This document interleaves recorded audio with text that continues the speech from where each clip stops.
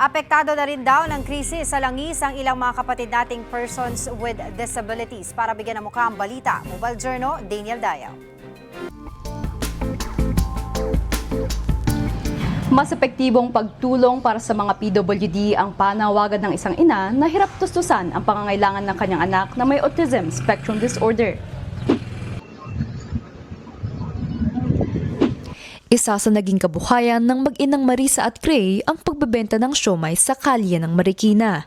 Malaking tulong daw ang kanilang pagtitinda, hindi lang bilang dagdag kita, kundi para sa kanyang pangangailangan at para na rin sa anak niya. Marami po siyang natutunan doon sa pagtitinda niya. Natuto siya makipag-communicate, social sa ibang mga tao. Yan nakita yung halaga na ang paunong pagbilang, paano tamang pagsusukli, ang halaga ng pera, at higit sa lahat, ang pinaka-main purpose dito is yung paano kumita ng pera na galing sa pinaghirapan mo. Pero dahil sa fuel crisis, nahinto ang kanilang negosyo. Kasi hindi naman kami lagi nakakapagtinda sa ngayon kasi nga syempre, unang-una din po ay kakapusan din po ng budget din po. Pinukukuhanan din namin ng siomai. Sa dami ng supply, hindi na kaya yung demand because of those crisis na nangyayari sa atin ngayon.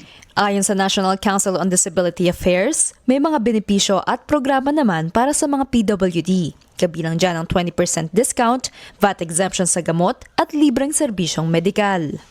Under Republic Act 7277, may karapatan sila sa equal access to education, employment at healthcare, at may proteksyon laban sa diskriminasyon. May access din sila sa rehabilitation at social services.